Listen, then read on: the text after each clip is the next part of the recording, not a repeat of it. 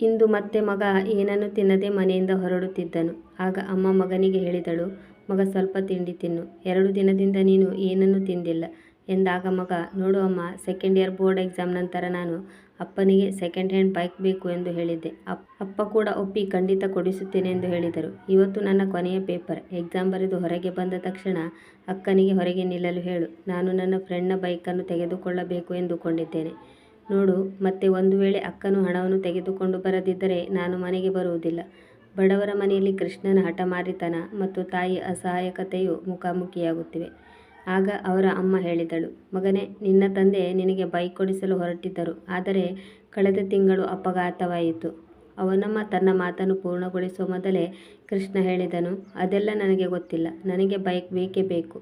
ಹೀಗೆ ಹೇಳುತ್ತಾ ಕೃಷ್ಣ ತನ್ನ ತಾಯಿಯನ್ನು ಬಡತನ ಮತ್ತು ಅಸಹಾಯಕತೆ ನಡುವೆ ಬಿಟ್ಟು ಅಲ್ಲಿಂದ ಹೊರಟು ಹೋದನು. ಬೋರ್ಡ್ ಪರೀಕ್ಷೆಯ ನಂತರ ಗೌಡ್ ಸರ್ ವಿಶಿಷ್ಟ ಪರೀಕ್ಷೆಯನ್ನು ಆಯೋಜಿಸುತ್ತಿದ್ದರು. ಗೌಡ್ ಸರ್ ಅವರದು ಗಣಿತ ವಿಷಯವಾದರೂ ಅವರು ವಿದ್ಯಾರ್ಥಿಗಳಿಗೆ ಜೀವನದ ಗಣಿತವನ್ನು ವಿವರಿಸುತ್ತಿದ್ದರು ಮತ್ತು ಅವರ ಎಲ್ಲ ವಿದ್ಯಾರ್ಥಿಗಳು ಈ ಪರೀಕ್ಷೆಯನ್ನು ತೆಗೆದುಕೊಳ್ಳುತ್ತಿದ್ದರು. ಈ ವರ್ಷ ಪರೀಕ್ಷೆಯ ವಿಷಯ ನನ್ನ ಕುಟುಂಬದ ಪಾತ್ರ. ಕೃಷ್ಣ ಕೂಡ ಪರೀಕ್ಷೆ ಹಾಲ್ಗೆ ಬಂದು ಕುಳಿತನು. ಇವತ್ತು ಬೈಕ್ ಸಿಗದಿದ್ದರೆ ಮನೆಗೆ ಹೋಗುವುದಿಲ್ಲ ಎಂದು ಮನಸ್ಸಿನಲ್ಲಿ ಶಪಥ ಮಾಡಿಕೊಂಡಿದ್ದನು. ಗೌಡ್ ಸರ್ ತರಗತಿಯಲ್ಲಿದ್ದ ಎಲ್ಲ ವಿದ್ಯಾರ್ಥಿಗಳಿಗೂ ಪೇಪರ್ ಕೊಟ್ಟರು. ಪ್ರಶ್ನೆ ಪತ್ರಿಕೆಯಲ್ಲಿ 10 ಪ್ರಶ್ನೆಗಳಿದ್ದವು ಮತ್ತು ಉತ್ತರ ಬರೆಯಲು 1 ಗಂಟೆ ಕಾಲಾವಕಾಶವನ್ನು ನೀಡಲಾಯಿತು. ಕೃಷ್ಣ ಮೊದಲು ಪ್ರಶ್ನೆಯನ್ನು ಓದಿದನು. ನಿಮ್ಮ ಮನೆಯಲ್ಲಿ ತಂದೆ ತಾಯಿ, ಸಹೋದರ ಸಹೋದರಿ ಮತ್ತು ನೀವು ಎಷ್ಟು ಗಂಟೆ ಕೆಲಸ ಮಾಡುತ್ತೀರಿ? ವಿವರವಾಗಿ ವಿವರಿಸಿರಿ. ಕೃಷ್ಣ ತಕ್ಷಣ ಉತ್ತರ ಬರೆಯತೊಡಗಿದ. ಅಪ್ಪ ಬೆಳಿಗ್ಗೆ 6 ಗಂಟೆಗೆ ತನ್ನ ಆಟೋ ರಿಕ್ಷಾದಲ್ಲಿ ಟಿಫನ್ನೊಂದಿಗೆ ಹೊರಡುತ್ತಾನೆ ಮತ್ತು ಸುಮಾರು ರಾತ್ರಿ 9 ಗಂಟೆಗೆ ಹಿಂದಿರುಗುತ್ತಾನೆ. 15 ಗಂಟೆಗಳ ಕಾಲ ಕೆಲಸ ಮಾಡುತ್ತಾನೆ. ಅಮ್ಮ ಬೆಳಿಗ್ಗೆ 4 ಗಂಟೆಗೆ ಎದ್ದು ಅಪ್ಪನಿಗೆ ಟಿಫನ್ ರೆಡಿ ಮಾಡುತ್ತಾರೆ ಮತ್ತು ಮನೆಯ ಎಲ್ಲ ಕೆಲಸಗಳನ್ನು ಮಾಡುತ್ತಾರೆ.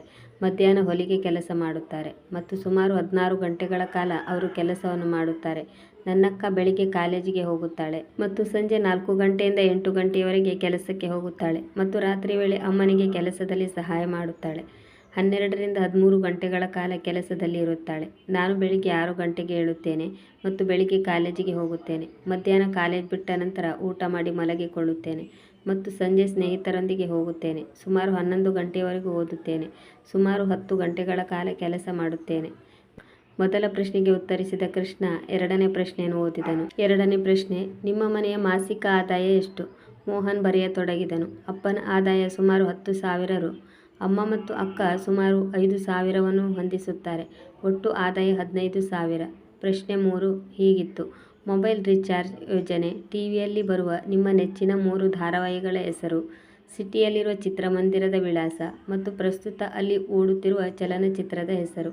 ಎಲ್ಲ ಪ್ರಶ್ನೆಗಳಿಗೂ ಉತ್ತರವು ಸುಲಭವಾಗಿದ್ದರಿಂದ ಅವುಗಳನ್ನು ತ್ವರಿತವಾಗಿ 2 ನಿಮಿಷದಲ್ಲಿ ಬರೆಯಲಾಗಿತ್ತು. ಈಗ ಪ್ರಶ್ನೆ ಸಂಖ್ಯೆ 4. 1 ಕೆಜಿ ಆಲೂಗಡ್ಡೆ ಮತ್ತು 1 ಕೆಜಿ ಗೋಧಿಯ ಬೆಲೆ ಎಷ್ಟು? ಬೆಂಡೆಕಾಯಿ 1 ಕೆಜಿ, ಗೋಧಿ, ಅಕ್ಕಿ ಮತ್ತು ಎಣ್ಣೆಯ ಬೆಲೆಯನ್ನು ಹೇಳಿ ಮತ್ತು ನೀವು ಗೋಧಿಯ ಹಿಟ್ಟನ್ನು ಮಾಡಲು ಹೋಗುವ ಗಿರಣಿಯ ವಿಳಾಸವನ್ನು ನೀಡಿ.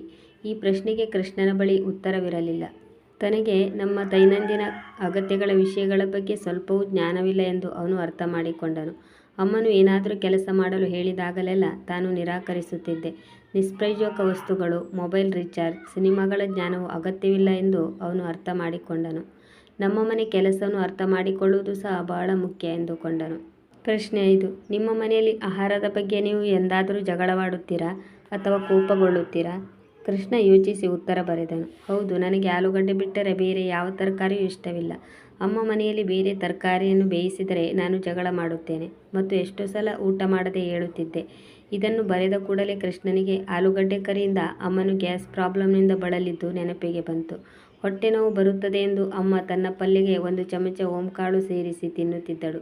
ಒಂದು ದಿನ ಆಕಸ್ಮಿಕವಾಗಿ ಅಮ್ಮನ ಪಲ್ಯ ತಿಂದೆ ಮತ್ತು ನಾನು ಅದನ್ನು ಉಗುಳಿದೆ. ತದನಂತರ ಅಮ್ಮನಿಗೆ ಕೇಳಿದೆ, ಅಮ್ಮ, ನೀವು ಏಕೆ ಇದನ್ನು ತಿನ್ನುತ್ತಿದ್ದೀರಿ? 2 ರೀತಿಯ ತರಕಾರಿ ಬೇಯಿಸಿ ತಿನ್ನುವಷ್ಟು ನಾವು ಸ್ಥಿತಿವಂತರಲ್ಲ. ನಿನ್ನ ಹಠದಿಂದ ಈ ಬಡಪಾಯಿ ತಾಯಿ ಏನು ಮಾಡಬೇಕು? ಕೃಷ್ಣ ತನ್ನ ನೆನಪುಗಳಿಂದ ಬೇಗ ಹೊರಬಂದನು. 6ನೇ ಪ್ರಶ್ನೆ, ನೀವು ನಿಮ್ಮ ಮನೆಯಲ್ಲಿ ಮಾಡಿದ ಕೊನೆಯ ಒತ್ತಾಯದ ಬಗ್ಗೆ ಹೇಳಿರಿ. ಕೃಷ್ಣ ಉತ್ತರವನ್ನು ಬರೆಯಲು ಪ್ರಾರಂಭಿಸಿದನು. ನಾನು ಬೈಕ್ ಬೇಕೆಂದು ಹಠ ಹಿಡಿದಿದ್ದೆ. ಅಪ್ಪ ಉತ್ತರಿಸಲಿಲ್ಲ. ಹಣವಿಲ್ಲವೆಂದು ಅಮ್ಮ ಹೇಳುತ್ತಿದ್ದರು, ಆದರೆ ನಾನು ಕೇಳಲಿಲ್ಲ. 2 ದಿನಗಳಿಂದ ಊಟವನ್ನು ಸಹ ಬಿಟ್ಟಿದ್ದೆ. ನೀವು ಬೈಕ್ ಕೊಡಿಸುವವರೆಗೂ ನಾನು ಊಟ ಮಾಡೋದಿಲ್ಲ, ಮತ್ತೆ ಮನೆಗೂ ಬರುವುದಿಲ್ಲ ಎಂದು ಹೇಳಿ ಮನೆಯಿಂದ ಹೊರಟು ಬಂದಿದ್ದೆ. 7ನೇ ಪ್ರಶ್ನೆ, ನೀವು ಮನೆಯಿಂದ ಪಡೆಯುವ ಪಾಕೆಟ್ ಹಣವನ್ನು ಏನು ಮಾಡುತ್ತೀರಿ? ನಿಮ್ಮ ಒಡಹುಟ್ಟಿದವರು ಹೇಗೆ ಖರ್ಚು ಮಾಡುತ್ತಾರೆ? ಕೃಷ್ಣ ಉತ್ತರ ಬರೆಯಲು ಪ್ರಾರಂಭಿಸಿದ. ಪ್ರತಿ ತಿಂಗಳು ನನ್ನ ಅಪ್ಪ ನನಗೆ 100 ರೂಪಾಯಿ ಕೊಡುತ್ತಾರೆ. ಅದರಿಂದ ನಾನು ಸೆಂಟ್ ಬಾಟಲ್, ಕನ್ನಡಕಗಳನ್ನು ಖರೀದಿಸುತ್ತೇನೆ ಅಥವಾ ನನ್ನ ಸ್ನೇಹಿತರೊಂದಿಗೆ ಸಣ್ಣ ಪಾರ್ಟಿಯಲ್ಲಿ ಖರ್ಚು ಮಾಡುತ್ತೇನೆ. ಅಪ್ಪ ನನ್ನ ಅಕ್ಕನಿಗೂ ಸಹ 100 ರೂಪಾಯಿ ಕೊಡುತ್ತಾರೆ. ಆದರೆ ಅವಳು ಕೆಲಸಕ್ಕೆ ಹೋಗುತ್ತಾಳೆ ಮತ್ತು ತನ್ನ ಸಂಬಳದಲ್ಲಿ ಅಮ್ಮನಿಗೆ ಆರ್ಥಿಕವಾಗಿ ಸಹಾಯ ಮಾಡುತ್ತಾಳೆ. ತನಗೆ ಕೊಟ್ಟ ಪಾಕೆಟ್ ಮನಿಯನ್ನು ಹುಂಡಿಗೆ ಹಾಕಿ ಉಳಿಸುತ್ತಾಳೆ. ಅವಳು ಜಿಪುಣಳಾದ ಕಾರಣ ಅವಳಿಗೆ ಯಾವುದೇ ರೀತಿಯ ಹವ್ಯಾಸಗಳಿಲ್ಲ. ಪ್ರಶ್ನೆ 8, ನಿಮ್ಮ ಕುಟುಂಬದ ಜವಾಬ್ದಾರಿಗಳನ್ನು ನೀವು ಅರ್ಥ ಮಾಡಿಕೊಂಡಿದ್ದೀರಾ? ಪ್ರಶ್ನೆ ವಿಚಿತ್ರವಾಗಿ ಮತ್ತು ಕಷ್ಟಕರವಾಗಿತ್ತು. ಇದಾದ ನಂತರವೂ ಕೃಷ್ಣ ಉತ್ತರ ಬರೆಯಲು ಪ್ರಾರಂಭಿಸಿದನು. ನಾವು ಕುಟುಂಬದೊಂದಿಗೆ ಸಂಪರ್ಕದಲ್ಲಿರಬೇಕು. ನಾವು ಪರಸ್ಪರ ತಿಳುವಳಿಕೆಯಿಂದ ವರ್ತಿಸಬೇಕು, ಒಬ್ಬರಿಗೊಬ್ಬರು ಸಹಾಯ ಮಾಡಬೇಕು ಮತ್ತು ನಮ್ಮ ಜವಾಬ್ದಾರಿಯನ್ನು ಪೂರೈಸಬೇಕು. ಇದನ್ನು ಬರೆದ ತಕ್ಷಣ ನನ್ನ ಆತ್ಮಸಾಕ್ಷಿಯಿಂದ ದನಿ ಬಂದಿತ್ತು. ಕೃಷ್ಣ, ನೀವು ನಿಮ್ಮ ಕುಟುಂಬದ ಜವಾಬ್ದಾರಿಯನ್ನು ನಿರ್ವಹಿಸುತ್ತಿದ್ದೀರಾ? ಮತ್ತು ಉತ್ತರವು ಆತ್ಮಸಾಕ್ಷಿಯಿಂದ ಬಂದಿತ್ತು, ಇಲ್ಲ. ಪ್ರಶ್ನೆ 9, ನಿಮ್ಮ ಫಲಿತಾಂಶಗಳಿಂದ ನಿಮ್ಮ ಪೋಷಕರು ಸಂತೋಷವಾಗಿದ್ದಾರೆಯೇ? ನೀವು ಉತ್ತಮ ಫಲಿತಾಂಶಗಳನ್ನು ಪಡೆಯಬೇಕೆಂದು ಅವರು ಒತ್ತಾಯಿಸುತ್ತಾರೆಯೇ? ನಿಮ್ಮನ್ನು ನಿಂದಿಸುತ್ತಲೇ ಇರುತ್ತಾರೆಯೇ? ಈ ಪ್ರಶ್ನೆಗೆ ಉತ್ತರವನ್ನು ಬರೆಯುವ ಮೊದಲು ಕುಟುಂಬದಲ್ಲಿ ತನ್ನ ಪಾತ್ರವನ್ನು ಅರ್ಥ ಮಾಡಿಕೊಂಡಿದ್ದರಿಂದ ಕೃಷ್ಣನ ಕಣ್ಣುಗಳು ತುಂಬಿದವು. ಅವನು ಬರೆಯಲು ಪ್ರಾರಂಭಿಸಿದನು. ನನ್ನ ಹೆತ್ತವರಿಗೆ ತೃಪ್ತಿಕರ ಫಲಿತಾಂಶವನ್ನು ನೀಡಲು ನನ್ನಿಂದ ಇಲ್ಲಿಯವರೆಗೂ ಸಾಧ್ಯವಾಗಲಿಲ್ಲ. ಆದರೆ ಇದಕ್ಕಾಗಿ ಅವರು ನನ್ನನ್ನು ಎಂದಿಗೂ ಒತ್ತಾಯಿಸಲಿಲ್ಲ. ನಾನು ಅನೇಕ ಬಾರಿ ಉತ್ತಮ ಫಲಿತಾಂಶಗಳ ಭರವಸೆಯನ್ನು ಮುರಿದಿದ್ದೇನೆ. ಸ್ವಲ್ಪ ಗದರಿದರೂ ಅದೇ ಪ್ರೀತಿ ಇರುತ್ತಿತ್ತು. ಪ್ರಶ್ನೆ 10, ಕುಟುಂಬ ಜೀವನದಲ್ಲಿ ಪರಿಣಾಮಕಾರಿ ಪಾತ್ರವನ್ನು ವಹಿಸಲು ಈ ರಜಾದಿನಗಳಲ್ಲಿ ನೀವು ನಿಮ್ಮ ಕುಟುಂಬಕ್ಕೆ ಹೇಗೆ ಸಹಾಯ ಮಾಡುತ್ತೀರಿ? ಕೃಷ್ಣನು ಉತ್ತರ ಬರೆಯುವ ಮೊದಲೇ ಅವನ ಕಣ್ಣೀರು ಹರಿಯತೊಡಗಿತ್ತು ಮತ್ತು ಉತ್ತರ ಬರೆಯುವ ಮೊದಲೇ ಪೆನ್ನು ನಿಂತಿತ್ತು. ಬೆಂಚಿನ ಕೆಳಗೆ ಮುಖ ಇಟ್ಟು ಅಳತೊಡಗಿದ. ಅವನು ಮತ್ತೆ ಪೆನ್ನು ಕೈಗೆತ್ತಿಕೊಂಡಾಗ ಏನನ್ನೂ ಬರೆಯಲಾಗದೆ 10ನೇ ಪ್ರಶ್ನೆಗೆ ಉತ್ತರಿಸದೆ ಪೇಪರ್ ಕೊಟ್ಟು ಅಲ್ಲಿಂದ ಹೊರಬಂದನು. ಶಾಲೆಯ ಬಾಗಿಲಲ್ಲಿ ಅಕ್ಕನನ್ನು ನೋಡಿ ಅವಳ ಕಡೆಗೆ ಓಡಿದ. ಅವಳ ಹತ್ತಿರ ಹೋದ ತಕ್ಷಣ ಅಕ್ಕ ಎಂದು ಕರೆದನು. ಕೃಷ್ಣ, 8,000 ತಗೋ, ನೀನು ಬೈಕ್ ತೆಗೆದುಕೊಂಡೇ ಮನೆಗೆ ಬಾ ಎಂದು ಅಮ್ಮ ಹೇಳಿದ್ದಾರೆ. ಕೃಷ್ಣನ ಅಕ್ಕ ಹಣವನ್ನು ಅವನ ಕೈಗೆ ಕೊಟ್ಟಳು. ಕೃಷ್ಣ ಹೇಳಿದ, ನೀನು ಈ ಹಣವನ್ನು ಎಲ್ಲಿಂದ ತೆಗೆದುಕೊಂಡು ಬಂದೆ? ನಾನು ಕೆಲಸ ಮಾಡುತ್ತಿರುವ ಆಫೀಸ್ನಲ್ಲಿ 1 ತಿಂಗಳ ಮುಂಗಡ ಹಣವನ್ನು ಕೇಳಿದ್ದೆ. ಅಮ್ಮ ಕೂಡ ತಾನು ಕೆಲಸ ಮಾಡುವ ಸ್ಥಳದಿಂದ ಸಾಲವನ್ನು ತೆಗೆದುಕೊಂಡರು ಮತ್ತು ನನಗೆ ಅಪ್ಪ ಕೊಡುತ್ತಿದ್ದ ಪಾಕೆಟ್ ಮನಿ ಇದೆಲ್ಲವನ್ನು ಸೇರಿಸಿ ನಿನ್ನ ಬೈಕಿನ ಹಣವನ್ನು ಹೊಂದಿಸಲಾಯಿತು. ಕೃಷ್ಣನ ಕಣ್ಣು ಹಣದ ಮೇಲೆಯೇ ನೆಟ್ಟಿತ್ತು. ಕೃಷ್ಣನ ಅಕ್ಕ ಮತ್ತೆ ಹೇಳಿದಳು, ನೀನು ಹಣ ಕೊಡದಿದ್ದರೆ ಮನೆಗೆ ಬರುವುದಿಲ್ಲ ಎಂದು ಅಮ್ಮನಿಗೆ ಹೇಳಿ ಹೊರಟು ಹೋಗಿದ್ದೆ. ಈಗ ನಿನಗೆ ಅರ್ಥವಾಗಿರಬೇಕು ಮನೆಯ ಜವಾಬ್ದಾರಿಯೂ ಇದೆ ಎಂದು. ನನಗೂ ಹಲವು ಹವ್ಯಾಸಗಳಿವೆ, ಆದರೆ ನಾನು ನನ್ನ ಹವ್ಯಾಸಕ್ಕಿಂತ ಕುಟುಂಬಕ್ಕೆ ಹೆಚ್ಚು ಪ್ರಾಮುಖ್ಯತೆಯನ್ನು ಕೊಡುತ್ತೇನೆ. ನೀನು ನಮ್ಮೆಲ್ಲರಿಗೂ ಪ್ರೀತಿ ಪಾತ್ರನು. ಅದಕ್ಕಾಗಿ ಅಪ್ಪ ತಮ್ಮ ಕಾಲು ಮೂಳೆ ಮುರಿದಿದ್ದರೂ ಪ್ರತಿದಿನ ಆಟೋ ಓಡಿಸುತ್ತಾರೆ. ಇದರಿಂದ ಅವರು ನಿನಗೆ ಬೈಕ್ ಕೊಡಿಸುವ ಭರವಸೆಯನ್ನು ಈಡೇರಿಸಬಹುದು. ಆದರೆ ನೀನು ಅನೇಕ ಬಾರಿ ಅವರ ಭರವಸೆಯನ್ನು ಮುರಿದಿದ್ದೀಯಲ್ಲವೇ? ಕೃಷ್ಣನಿಗೆ ಹಣ ನೀಡಿ ಅವನ ಅಕ್ಕ ಅಲ್ಲಿಂದ ಹೊರಟು ಹೋದಳು. ಅದೇ ಸಮಯಕ್ಕೆ ಕೃಷ್ಣನ ಸ್ನೇಹಿತ ಚೆನ್ನಾಗಿ ಪಾಲಿಷ್ ಮಾಡಿದ ಬೈಕಿನೊಂದಿಗೆ ಅಲ್ಲಿಗೆ ಬಂದ. ಗೆಳೆಯ, ಈ ಬೈಕನ್ನು 12,000 ರೂಪಾಯಿಗೆ ಕೇಳುತ್ತಿದ್ದಾರೆ, ಆದರೆ ನಿನಗಾಗಿ 8,000 ರೂಪಾಯಿಗೆ ಈ ಬೈಕನ್ನು ಕೊಡುತ್ತಿದ್ದೇನೆ.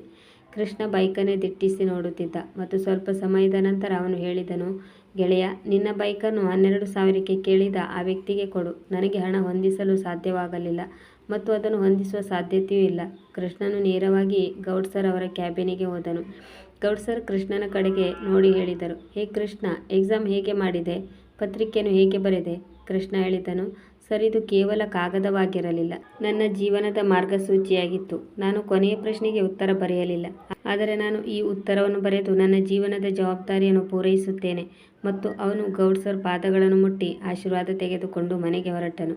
ಮನೆ ತಲುಪಿದ ಕೂಡಲೇ ಅಪ್ಪ ಅಮ್ಮ ತನಗಾಗಿ ಕಾಯುತ್ತಿರುವುದನ್ನು ನೋಡಿದನು. ಕೃಷ್ಣನನ್ನು ನೋಡಿದ ತಕ್ಷಣ ಅವನ ಅಮ್ಮ ಕೇಳಿದಳು, ಮಗ, ಬೈಕ್ ಎಲ್ಲಿ? ಕೃಷ್ಣನು ಅಕ್ಕನ ಕೈಯಲ್ಲಿ ಹಣವನ್ನು ಇಟ್ಟು, ಕ್ಷಮಿಸಿ ಎಂದು ಹೇಳಿದ, ನನಗೆ ಬೈಕ್ ಬೇಡ, ಆಟೋದ ಕೀ ಕೊಡಿ. ನಾನು ರಜಾ ದಿನಗಳಲ್ಲಿ ಆಟೋವನ್ನು ಓಡಿಸುತ್ತೇನೆ ಮತ್ತು ನೀವು ಸ್ವಲ್ಪ ದಿನ ವಿಶ್ರಾಂತಿ ತೆಗೆದುಕೊಳ್ಳಿ. ಮತ್ತು ಅಮ್ಮ, ನನ್ನ ಮೊದಲ ಸಂಪಾದನೆ ಇಂದಿನಿಂದಲೇ ಪ್ರಾರಂಭವಾಗಲಿದೆ ಮತ್ತು ನೀವು ನಿಮಗೆ ಇಷ್ಟವಾದ ತರಕಾರಿಗಳನ್ನು ತೆಗೆದುಕೊಂಡು ಬನ್ನಿ. ಎಲ್ಲರೂ ಒಟ್ಟಿಗೆ ಕೂತು ಊಟ ಮಾಡೋಣ. ಕೃಷ್ಣನ ಸ್ವಭಾವದ ಬದಲಾವಣೆಯನ್ನು ಕಂಡು ಅಮ್ಮ ಅವನನ್ನು ತಬ್ಬಿಕೊಂಡಳು. ಮಗನೇ, ನೀನು ಬೆಳಿಗ್ಗೆ ಹೇಳಿದ ಮಾತನ್ನು ನಾನು ನಿಮ್ಮ ತಂದೆಗೆ ಹೇಳಿದೆ. ಅದಕ್ಕೆ ಅವರು ಬೇಸರಿಸಿಕೊಂಡು ಕೆಲಸ ಬಿಟ್ಟು ಬಂದರು. ಹೊಟ್ಟೆ ನೋವು ಬಂದರೂ ಪರವಾಗಿಲ್ಲ, ಇಂದು ನಾನು ನಿನ್ನ ಇಷ್ಟದ ತರಕಾರಿಯನ್ನು ಬೇಯಿಸುತ್ತೇನೆ. ಕೃಷ್ಣ, ಅಮ್ಮ ಬೇಡ, ನನ್ನ ಕುಟುಂಬದಲ್ಲಿ ನನ್ನ ಪಾತ್ರ ಏನು ಎಂದು ಈಗ ನಾನು ಅರ್ಥ ಮಾಡಿಕೊಂಡಿದ್ದೇನೆ. ಪರೀಕ್ಷೆಯಲ್ಲಿ ನಾನು ನನ್ನ ಆಯ್ಕೆಯ ತರಕಾರಿಗಳನ್ನು ಮಾತ್ರ ತಿನ್ನುತ್ತೇನೆ ಎಂದು ಬರೆದಿದ್ದೆ, ಆದರೆ ಅಂತಿಮ ಪ್ರಶ್ನೆಗೆ ಉತ್ತರವನ್ನು ಬರೆಯಲಿಲ್ಲ. ಅದನ್ನು ಪ್ರಾಕ್ಟಿಕಲ್ ಆಗಿ ಮಾಡಿ ತೋರಿಸಬೇಕು. ಮತ್ತು ಅಮ್ಮ, ನಾವು ಗೋಧಿಯನ್ನು ಪುಡಿ ಮಾಡಲು ಎಲ್ಲಿಗೆ ಹೋಗುತ್ತೇವೆ? ಹಿಟ್ಟಿನ ಗಿರಣಿಯ ಹೆಸರು ಮತ್ತು ವಿಳಾಸವನ್ನು ಕೊಡಿ ಎಂದು ಹೇಳಿದನು. ಅದೇ ಸಮಯದಲ್ಲಿ ಗೌಡ್ ಸರ್ ಅವರ ಮನೆಗೆ ಬಂದರು ಮತ್ತು ಹೇಳಿದರು, ನೀವು ಲಿಖಿತವಾಗಿ ನೀಡಿದ ಉತ್ತರಗಳಿಗೆ ನಿಮ್ಮ ಪ್ರಾಯೋಗಿಕ ಜೀವನವನ್ನು ನಡೆಸುವುದರ ಮೂಲಕ ಉತ್ತರಿಸುತ್ತೀರಿ ಎಂದು ಹೇಳಿದರು. ಕೃಷ್ಣನು ಗೌಡ್ ಸರನ್ನು ನೋಡಿ ಆಶ್ಚರ್ಯಪಟ್ಟನು ಮತ್ತು ಸರ್, ನೀವು ಇಲ್ಲಿ ಎಂದು ಕೇಳಿದನು. ಆಗ ಗೌಡ್ ಸರ್ ಹೇಳಿದರು, ನೀನು ನನ್ನನ್ನು ಭೇಟಿಯಾಗಿ ಹೊರಟು ಹೋದೆ. ಆಗ ನಾನು ನಿನ್ನ ಪೇಪರನ್ನು ಓದಿದೆ. ಆದ್ದರಿಂದ ನಾನು ನಿಮ್ಮ ಮನೆಯ ಕಡೆಗೆ ಹೊರಟೆ. ನನ್ನ ಪೇಪರ್ ಯಶಸ್ವಿಯಾಗಿದೆ ಮತ್ತು ನೀವು ಈ ಪರೀಕ್ಷೆಯಲ್ಲಿ ಮೊದಲ ಸ್ಥಾನದಲ್ಲಿ ಇದ್ದೀರಿ. ಹೀಗೆ ಹೇಳುತ್ತಾ ಗೌಡ್ ಸರ್ ಕೃಷ್ಣನ ತಲೆಯ ಮೇಲೆ ಕೈ ಇಟ್ಟರು. ಕೃಷ್ಣನು ಕೂಡಲೇ ತಮ್ಮ ಗುರುಗಳ ಆಶೀರ್ವಾದ ತೆಗೆದುಕೊಂಡು ಆಟೋ ರಿಕ್ಷಾ ಓಡಿಸಲು ಹೊರಟನು. ಪ್ರಿಯ ವೀಕ್ಷಕರೇ, ಈ ಕತೆ ನಿಮಗೆ ಇಷ್ಟವಾಗಿದ್ದಲ್ಲಿ ಇದಕ್ಕೊಂದು ಲೈಕ್ ಕೊಡಿ, ಕಮೆಂಟ್ ಮಾಡಿ, ಶೇರ್ ಮಾಡಿ ಮತ್ತು ಸಬ್ಸ್ಕ್ರೈಬ್ ಮಾಡಲು ಮರೆಯದಿರಿ. ಮುಂದಿನ ಕಥೆಯೊಂದಿಗೆ ಮತ್ತೆ ಭೇಟಿಯಾಗೋಣ. ಕತೆ ಕೇಳಿದ್ದಕ್ಕೆ ಧನ್ಯವಾದಗಳು.